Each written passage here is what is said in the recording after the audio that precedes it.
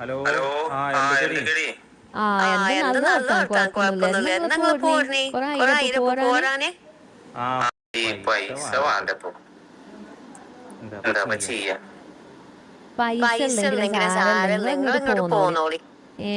ഞമ്മക്ക് വല്ല കഞ്ഞിയോ ചമ്മന്തിയോ ഉണക്കമീൻ ചുട്ടതോ എന്തൊക്കെ തിന്നുങ്ങാണ്ടാണ് ഞമ്മക്ക് ജീവിക്കാം. നിങ്ങൾ കാര്യം ചെയ്യും, നിങ്ങൾ പറ്റൂലെങ്കിൽ നിർത്തിന് പോരി. അത് നിർത്തിയാൻ പോന്നത് നിങ്ങൾക്ക് അവിടെ പറ്റൂലെന്നുണ്ടെങ്കിൽ എന്താണ് എത്ര കാലം വെച്ചിട്ട് ഞങ്ങൾക്ക്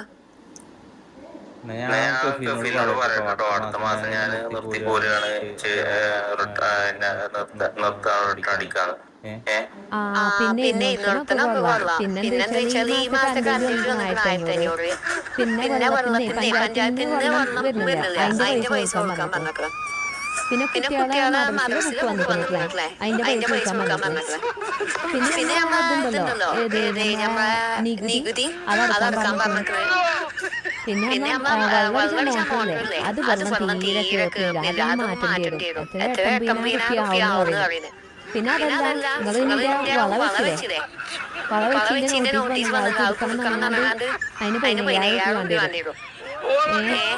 പിന്നെ ഇയാളെ പ്രസവിച്ചിരിക്കണം, അപ്പോൾ ഒരു വള ഞാൻ എടുത്ത് കൊടുക്കേണ്ടി വരും. എന്തായാലും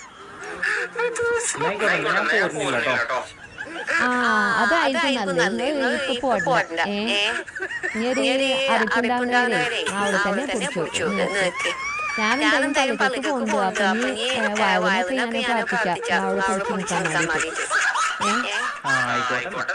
ആയിക്കോട്ടെ.